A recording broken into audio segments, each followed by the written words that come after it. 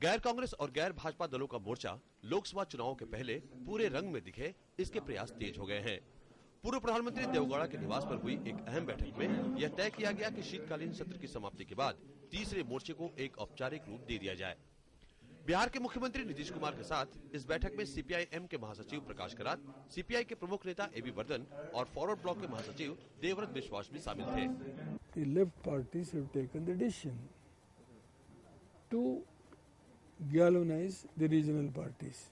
After the parliament session, all the 11 parties will meet here and then further they will chalk out the programs.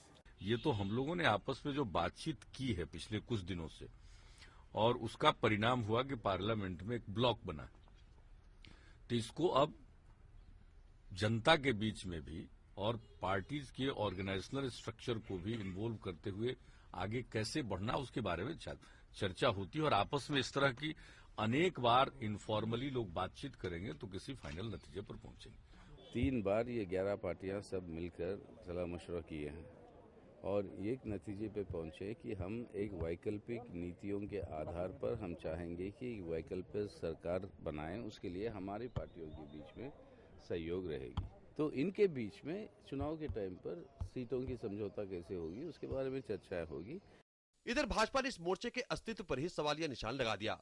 Party प्रवक्ता मुख्तार अब्बास नकवी का मानना है कि ये चुनावी गॉसिप और अटकलों से ज्यादा कुछ नहीं है, क्योंकि जैसे जैसे चुनाव नजदीक आएंगे ये सारी अटकलें हवा हो जाएंगी। चुनाव आते हैं, विशेष तौर से लोकसभा के चुनाव, तो इस तरह के third front, fourth front, fifth front की चुनावी चौपाल की चर्चाएं और चकल्लस शुरू हो जाती है। तो इसको हम चुनावी चौपाल की चकल्लस से ज्यादा कुछ नहीं मानते। इस बीच यूपीए के घटक दल नेशनल कॉन्फ्रेंस के नेता फारूक अब्दुल्ला ने कहा कि लोकसभा चुनाव के बाद ही तीसरे मोर्चे का गठन होना चाहिए, क्योंकि चुनाव के बाद किस दल को कितनी सीटें मिलेंगी इसी आधार पर कोई मोर्चा आकार ले सकेगा। There is possibility, why not?